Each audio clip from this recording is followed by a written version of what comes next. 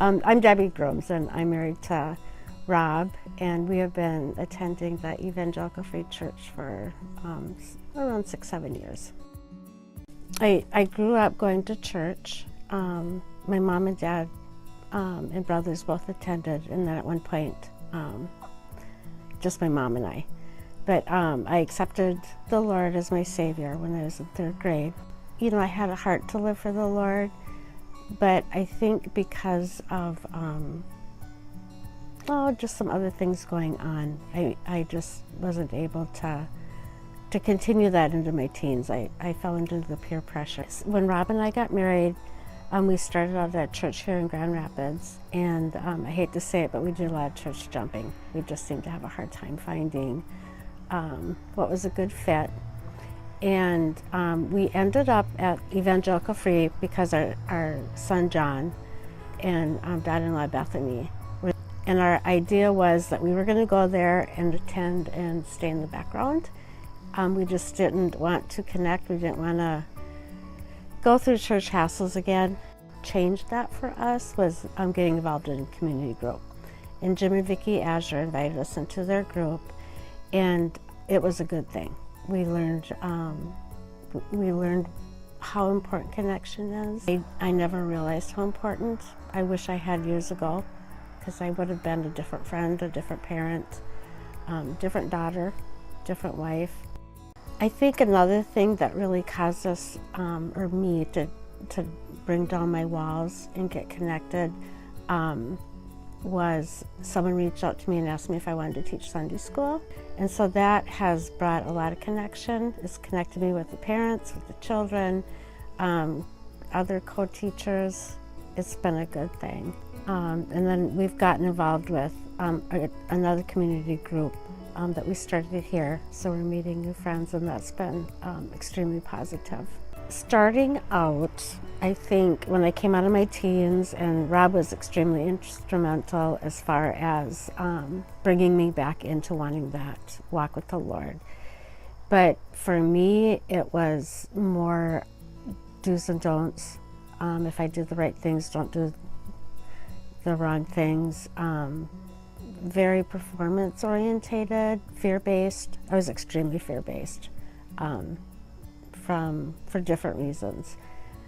And so those things just really kept me bound up, and constantly trying and working and pushing until that was one of the sweetly broken times of going into a deep depression.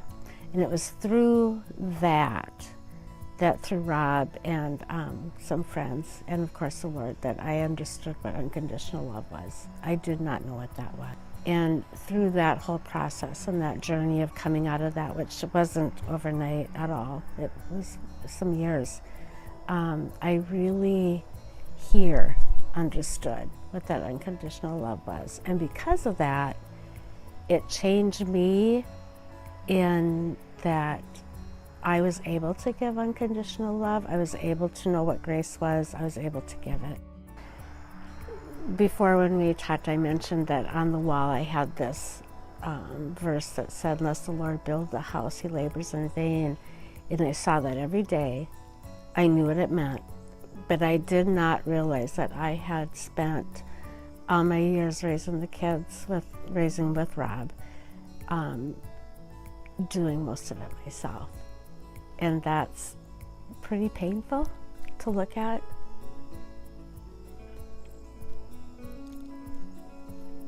But I have to just trust that he goes back and does the remodeling where we've made mistakes. And it's not that we tried to make mistakes, we just didn't have the right tools to do it. And I think his grace is there for that. When it comes to adding on to a church and that whole process, it makes me think of when we know that we're adding to our family, whether it's expecting a baby, whether it's fostering, adoption, whatever. Before they come, we start preparing. And I look at the fact that they're continues to be people visiting. There are people that are hungry. There are people that are looking. And if they come and there's no room for them, where are they going to go? They're going to keep seeking. And I just think it's important that there's room for them. I think that even more than building-wise, there needs to be room in our hearts and in our lives for them. And we need to be available because people are hurting. Think about how being a Christian, I mean, we have our days where we're hurting and going through things, and we need each other. We need those connections. We need that vulnerability with one another. And if we're experiencing that, how much more those that don't have the Lord? And we need to be ready to give them the answers.